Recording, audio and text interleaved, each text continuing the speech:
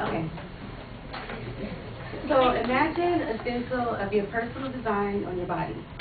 Then you fill the outlining of the whole design with a scalpel, very shallow, just enough to break the skin.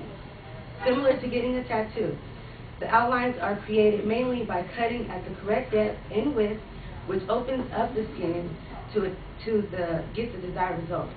If you're lucky, your design will require some minor skin removal. What am I describing? Scarification. At the end of this speech, you should be able to know what scarification is, where it originated, and how it's done. The average person, according to Thrive Studios, a tattoo and piercing parlor, the average person to get scarification is ages 18 to 35. And basically what scarification is, according to the UIHealthcare.com, it's a permanent form of body decoration which involves puncturing or cutting patterns and designs into the dermis or upper level of your skin. So basically, this is, right here is the dermis, and this is the epidermis. So imagine being cut into your skin, which is like your nerves, your sweat glands, your oil glands, and also the follicles. Although scarification is becoming very popular in Europe and the United States and Australia, traditionally it was used to represent rites of passage and to mark different stages of life in Africa. So as you can see here, they were basically, according to history of the tattoo, patterns are often like local traditions, and different designs signify social rank, traits of character, and also political status and religious authority.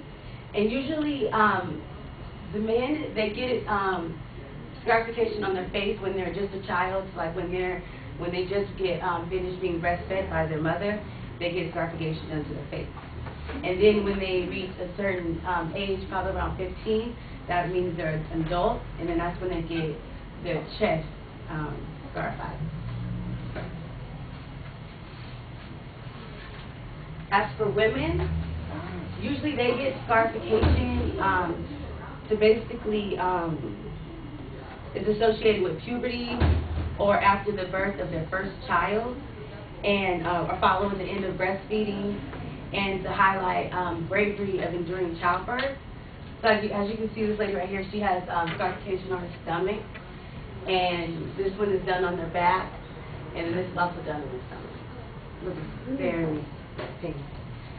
So I want to actually show you guys the videos. If you don't like blood, a little bit of blood, you can cover your eyes. But I just want to show you guys basically the process, how they do scarification. Scarification. Using scrap metal and an ancient bellows, Felix will make a knife to use on Mangu. It's initiation day. Mangu fortifies himself with millet porridge, and his mother offers a quick sip of homemade alcohol.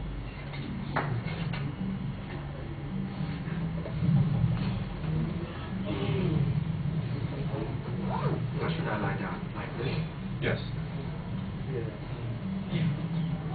As his family looks on, Mangu receives the first cuts.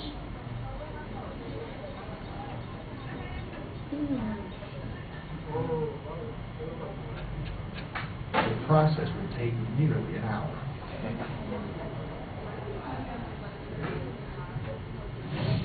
In a nearby village. Yeah, so that's pretty much how it's done in Africa. And they had another, like this little background of that video is he never got scarified, and he wasn't accepted in his community, and everyone thought he was considered weak because he hadn't got it done yet. And then another video, another little boy they showed getting scarification done on his face because he just recently got done being breastfed by his mother. I don't want to show that because that hurt my feelings watching that. But people often compare scarification with tattoos, but there's so many different processes of it. So let me show you the different processes of scarification. They have stripe branding, which is similar to cattle branding. So you basically you get branded by heated metal and it's stuck to your body. Then cauterizing, which is similar to kind of what you just saw in the video, when they heat this part of the metal, and then they just basically draw into your skin with it. And then laser branding, this isn't actually laser branding, but it's similar to arc welding. So it's like a laser basically getting branded into your skin. And then also cold branding, which is opposite of stripe branding. Instead of it being hot, it's cold, ice cold. And then they have ink rubbing, where you do the scarification, and then they embed ink into your body. And then other ones is packing and abrasing, and packing is basically to get the look of scarification. It's, I'm going to show you a picture of like what the desired look is. And abrasing is basically the worst kind you can possibly do, and that's when you like basically getting tattooed without actual ink into your body. And these are freshly done scarifications. So in order for you to basically get the desired look, you have to keep this wound open. And according to Kenny.com, the longer it takes for the wound to heal, the more evident the scar will be. So picking and scrubbing at it is basically recommended to get the desired look. And yeah, and so the desired look is actually like this, basically keloid. I don't know if you guys know keloid skin is basically raised scars. It usually depends on genetics, and usually on dark-skinned people. But that's what people basically try to get this look, and that's why they use the packing, so they can get the 3D effect, so it looks like it's coming out, and when you feel it, it like feels all different and stuff. And one of the dangers is basically you can get various diseases by just having the open wounds. And then also, if you use the same blades on the same person, of course, different bloods, you never know if someone has AIDS or any kind of transmitted diseases that can go through that.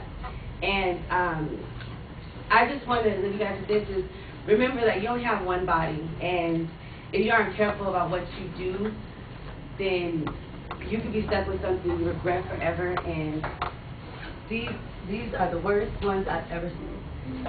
So, I mean,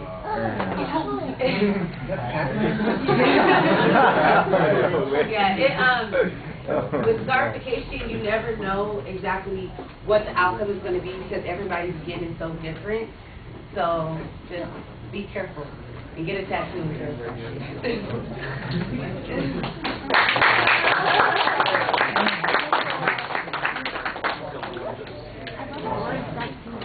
Tim, what did you think?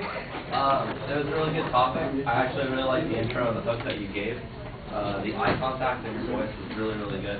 You kept eye contact with the audience a lot of the time. There was a really clear direction of where you were going with the introduction. The explanation on what scarification is and the pictures that you showed and how it's done was really well done. You had pictures to match everything. You gave the history of what it is, where it came from.